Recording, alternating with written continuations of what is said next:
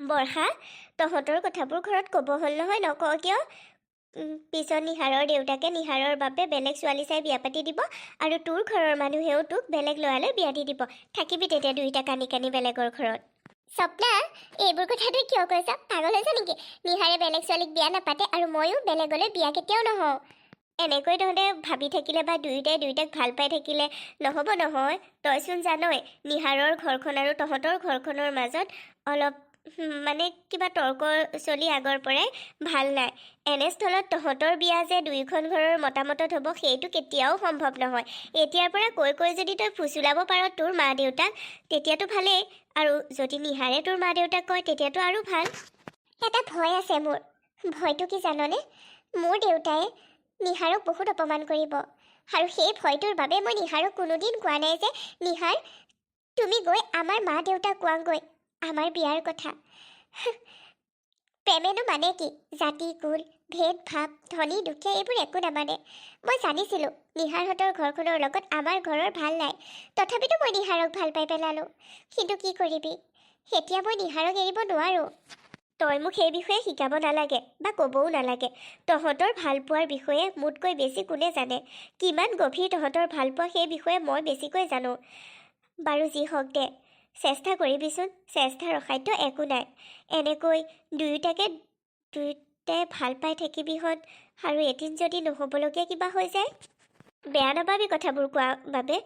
আমাৰ কাষৰখন গাঁৱৰে ঘৰ নিহাৰৰ। তই জানিবি নিহাৰৰ বিয়া ঠিক হ'লে, বা নিহাৰেও জানিব তোৰ বিয়া ঠিক হ'লে।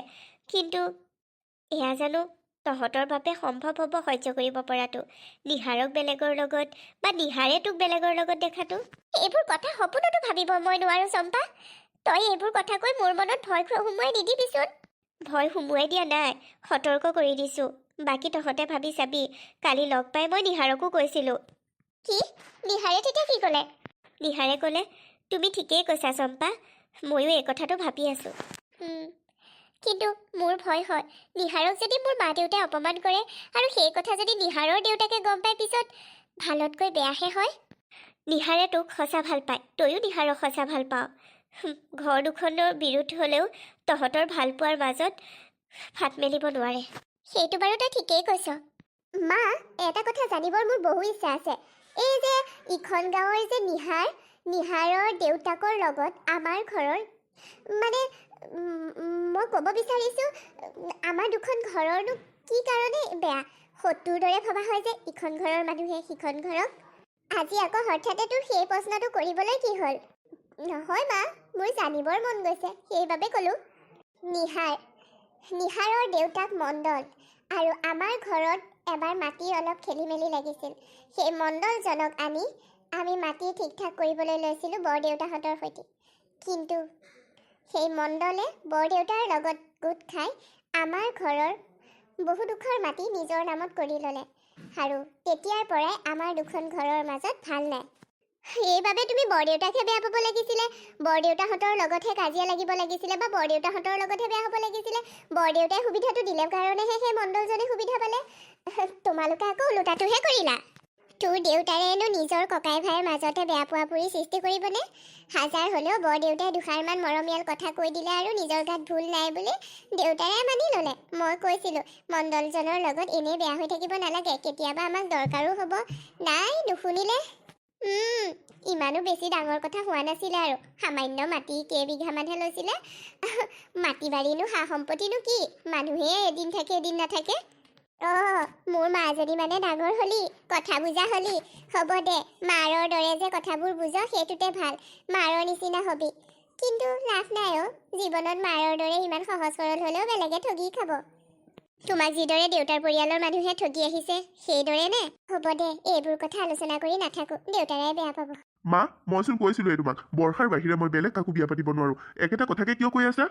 শুন, তোৰ বিয়া পতাৰ বয়স হৈছে, আৰু দেউতাৰে বিচাৰিছে ঘৰখনৰ বাবে এজনী বোৱাৰী অনা। কাৰণ ভাইটি এতিয়া পঢ়ি আছে, ভাইটিৰ বিয়াৰ কথা ভাবিব হোৱা নাই, তোৰে ভাবিব হৈছে। গতিকে দেউতাই যিজনী ছোৱালী মানে দেউতাই বন্ধুজনক কথা দি থৈছিলে বন্ধুজনৰ জীয়েক লুনাকহে আমাৰ ঘৰৰ বোৱাৰী কৰিব।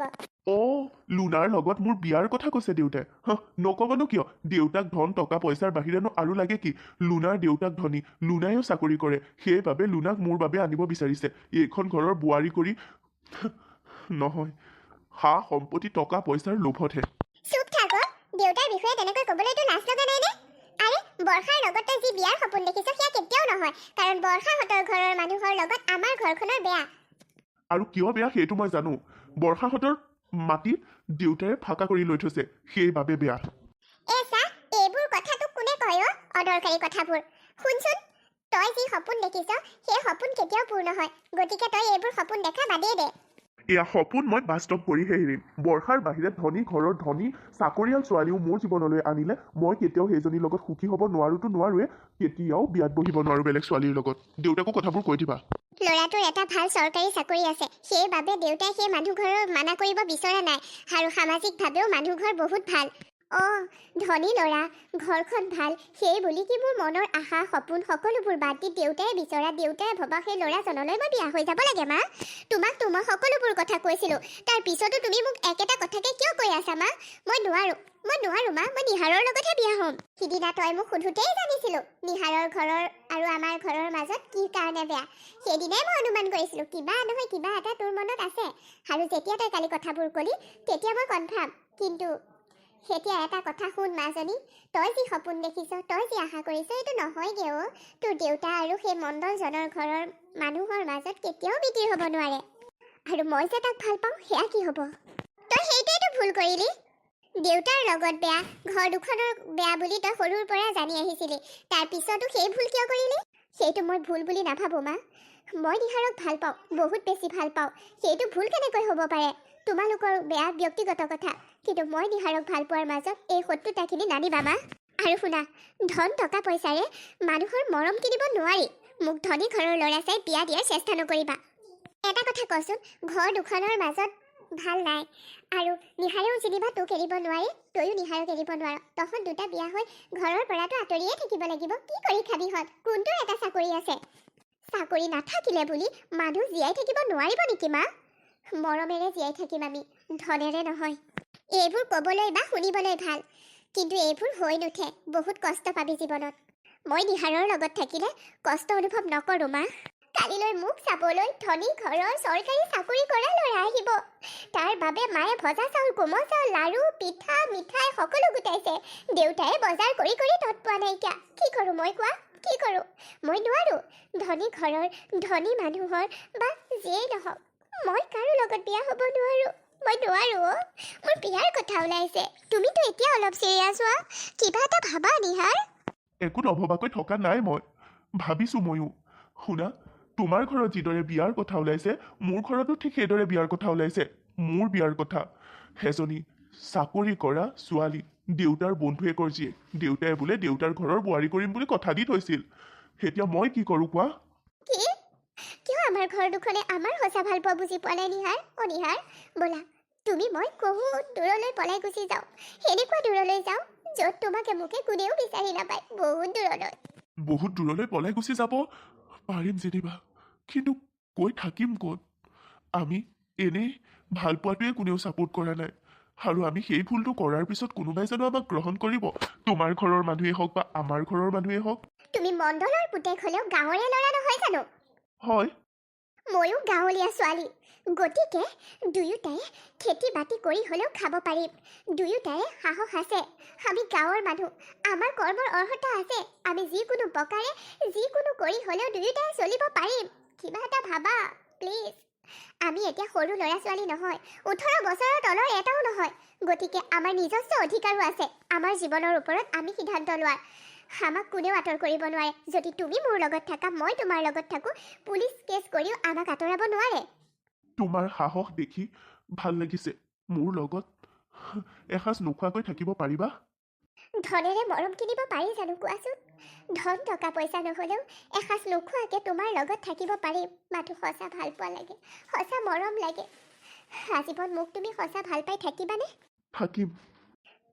হ'ব দিয়া, এসাঁজ দুসাঁজ নোখোৱাকেও ইটোৱে সিটোৰ মুখলৈ চাই হাঁহি হাঁহি আমি জীৱনটো কটাব পাৰিম। ব'লা আমি বহু দূৰলৈ গুচি যাওঁ ব'লা। ময়ো ভাবিছোঁ। হ'ব দিয়া, তুমি যি ভাবিছা মই যি ভাবিছোঁ সেইটোকেই হওক। বৰষুণ যাক বৰকৈ আহিছে অ', ঘৰলৈকে যাওঁগে। বৰষুণ যাক ৰোমান্টিক হৈ আহিছে, আমাৰ প্ৰেমৰ সঁচা ভাল পোৱাৰ সাক্ষী হয়। নিহাৰ, চিন্তা নকৰিবা, বৰষুণত তিতি তোমাৰ চৰ্দি নালাগে। কলগছৰ পাতটোৰে মূৰত বৰষুণ নপৰাকৈ ঢাকি থৈছো নহয়। কেনেকুৱা জীৱন আমাৰ কেনেকুৱা হৈ গ'ল। আৰে তোমাক মই সুখত ৰাখিব পৰা নাই। কিয় তেনেকৈ কৈছা তুমি? কিয় তুমি মোক সুখত ৰাখিব পৰা নাই? পাৰিছা, তোমাৰ লগত মই সুখত আছো। তোমাৰ সঁচা মৰম, প্ৰতিটো মুহূৰ্ততে তোমাৰ মৰমৰ মাত খা, প্ৰতিটো মুহূৰ্ততে তুমি মোৰ কাষত আছা, ইয়াতকৈ সুখ কি লাগে? তেনেকৈ ভুলতো নাভাবিবা মোৰ তুমি দুখত ৰাখিছা বুলি। সুখতে ৰাখিছা, মই সুখত আছো তোমাৰ লগত। আমি পলাই দূৰলৈ গুচি আহিলোঁ দুয়োটা। লোকৰ মাটিত আধি খেতি কৰি দুয়োটাই চলি আছোঁ। আৰু এদিন দুদিন কৰি আমাৰ পৰিয়াল বাঢ়িব আৰু আমি কি কৰি খুৱাম? পঢ়া শুনা আছে নহয় আমাৰ, ক'ৰবাত নহয় কিবা এটা কাম কৰি আমি খাম। এতিয়া কাম বন মানে চাকৰি বাকৰি ক'তো একো পোৱা নাই বাবে খেতিয়ে আৰম্ভ কৰিছোঁ। আৰু গাঁৱলীয়া মানুহ খেতি কৰিব জানো বাবেহে। তুমিনো ক'ত জানিছিলা? নাজানিছিলা, শিকি ল'লা। গাঁৱৰ মানুহে শিকি ল'লেই হ'ল, ক'ৰবাত দেখিলেই হ'ল, পাৰি যায়। আৰু মই মাহঁতৰ লগত ভুই ৰুইছিলোঁ নহয়, ধান কাটিছিলোঁ নহয়। আমি ইটোৱে সিটোক সঁচা ভাল পাই ইমান ডাঙৰ অপৰাধ কৰিলোঁ নে? আজি আমি পলাই অহা এবছৰ হ'ল, কিন্তু আমাৰ দুইখন ঘৰৰ মা দেউতাই আমাক খবৰেই ৰখা নাই। হ'ব দিয়া, চিন্তা নকৰিবা। মাহঁতৰ মতে ধন টকা পইচাইহে মানুহ জীয়াই থাকিব পাৰে, কিন্তু আমাৰ মতেতো সেইটো নহয়। আমাৰ মতে ধনেৰে মৰম কিনিব নোৱাৰি, আমাৰ মতে সঁচা মৰমহে লাগে। ঐ, মা দেউতাই আমাৰ খবৰ নাৰাখিলে কি হ'ল? মই তোমাৰ খবৰ ৰাখিছোঁ, তুমি মোৰ খবৰ ৰাখিছা, এয়াই আমাৰ বাবে বহুত নহয় জানো নিহাৰ? হয়, সঁচা, ধনেৰে মৰম কিনিব নোৱাৰি। আমাৰ দুয়োখন ঘৰৰ বহুদিনীয়া শত্ৰুতা এতিয়া মিত্ৰতালৈ পৰিণত হ'ল। সঁচাকৈ আমি ল'ৰা ছোৱালী হালৰ মন নুবুজিলোঁ, কিন্তু এতিয়া শেহতীয়াকৈহে বুজি পালোঁ। হেৰাও, আমাৰ দুখন ঘৰৰ শত্ৰুতাৰ বাবে সিহঁতে বাৰু কমখন কষ্ট পালেনে? মাটি বাৰী সা সম্পত্তিৰ বাবে দুয়োখন ঘৰৰ কাজিয়া। এতিয়াচোন সেই সকলোবোৰ সা সম্পত্তি তাহাঁত দুটাই।